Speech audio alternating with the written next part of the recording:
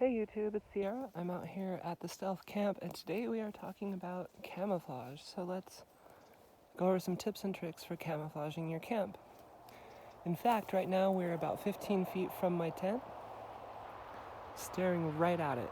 We're looking right at it. Luckily, you can't see it, and that's the goal. So how do we pull this off? First tip for camouflaging things when you're doing urban bushcraft and stealth camping is assess your color palette, right? So as you can see, we've got lots of grays and silvers and browns and light greens, silvery greens. We've got these gray, silver bushes, lots of dead wood and grays, right? Grays and blacks. Some brown, but it's mostly gray. That's something to definitely take into account. So, and then up at your higher level, you've got these brighter greens, yellows, golds, right?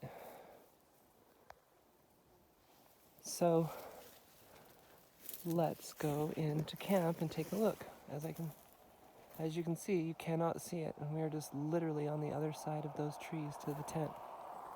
So let's walk in. One thing I've been trying to do is scatter some pine needles and things and cover my path from walking in and out. As you can see, you're staring right at the camp. We're about to walk into it.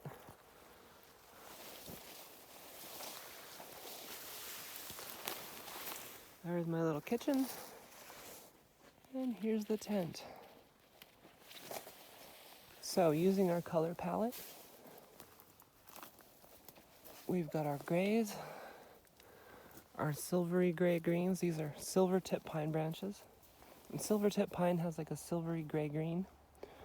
And I've actually just stapled them to the bed sheet from behind with a T50 stapler and a little help from my boyfriend. So we just push them up, staple them, couple clicks, done, right? We used our ground cover here to cover the tarp corners. You don't want any hard lines, right? So these hard lines of the tarp, they'll stick out. And just try to break them up with visual static, right? You don't need to cover it completely, you just need to break up the hard lines. And then once you get up to eye level, you've got the matching greens here. This is a woodland camo ghillie netting from Ginkgo. It's off Amazon. It was $20 for a 6x5x20. So and as you can see, it matches the color palette great. I tried to put some natural things here up top. I didn't have enough to cover the peak. I need to get another piece to go over the back side of the tent. But I was able to use some deer netting. So let's take a look at this. This is deer netting for your garden. And you can throw that over something and just toss ground scatter on it and it will stick. It's like Velcro. And so you can kind of just throw pine needles and things on it and sticks and it just kind of clings. Makes a nice impromptu ghillie net if you need. And then to break up the visual static from where people might be walking, which is over here where we were standing earlier, we've taken a bunch of this local prickly scrub brush and cut it from down below down the hills away. And we've kind of woven it into the trees here. So it gives us some visual static and some matching coloration, right? So you look at that, your eyes are going to try to focus. They just see all this static, and they're not going to see what's behind them, which is this. So let's take a look at how I've done this. So this is actually an Otter Thermaltech ice fishing hub shelter, and as you can see, these windows would have leaked in the rain and snow. So even though I sprayed this thing with Camp Dry, I still needed a rain fly. And so what I did is I deboned my old Coleman tent with a razor blade and kept the frame, the poles, and the rain fly. attached it at the peak. There's Miss Ghost taking a nap here. And then I've used these ice lock straps and some zip ties to attach the tent poles. They didn't quite reach the ground, so that was my improvisation on all four corners, and then the guy lines for the rainfly down to these ice anchors. Also, these are shiny, so we're gonna want to cover those. Right? Keeps the glare down. I've got to get this one covered here. So still some more work to do, but and then weaving some natural stuff into your ghillie netting will help you match your natural environment. Let's take a look around this side. You can see there's my solar panel for my little solar light that I have in the tent. And we need another piece of this netting to do the back side. But as you can see, just attached to the ground and the ice lock straps.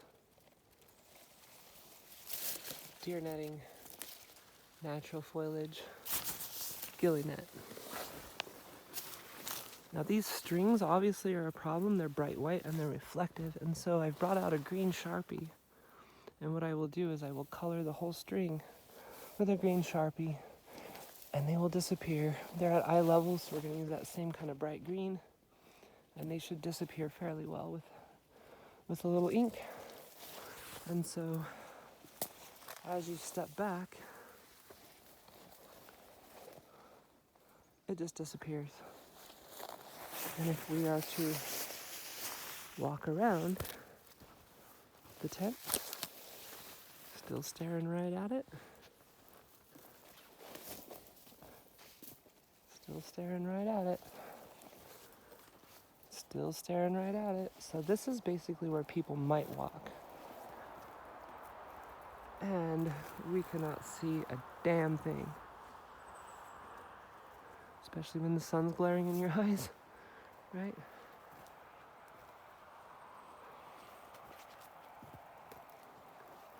Let's get in a little closer here. There's the tent right there. Here's our static ground cover. And we've used our color palette, right? We've got our grays, silvers, silvery greens, bright greens, all at the proper levels, especially considering the viewing angle, right? So the viewing angle for somebody would be down here where they're walking in on this path. And from here, all the levels match and you can't see the tent. So, some camouflage tips. Remember to kind of keep your path covered. Don't leave an obvious visible path. I need to do a little more work here, but throw some debris so it doesn't look like you're walking in here. And nobody should have any reason to walk into your stealth camp and bother you. Obviously being quiet, as we discussed on other videos, is super important. And using the environment noises to mask your sound, right? We've got cars going by all the time. The residential area is across the road. So when cars are going by, I can make a lot of noise up here because the road noise is going to drown out any sound of those folks over there. And then I have a train track up here. And when the trains go by, that covers a lot of sins. That's when you pound stakes or use a drill or any kind of weird stuff you might need to do to build a camp, right? So using your color palette, thinking about the levels of the color palette, using your sound, your auditory environment to keep you safe and out of trouble as you're stealth camping. All right, thanks YouTube, subscribe.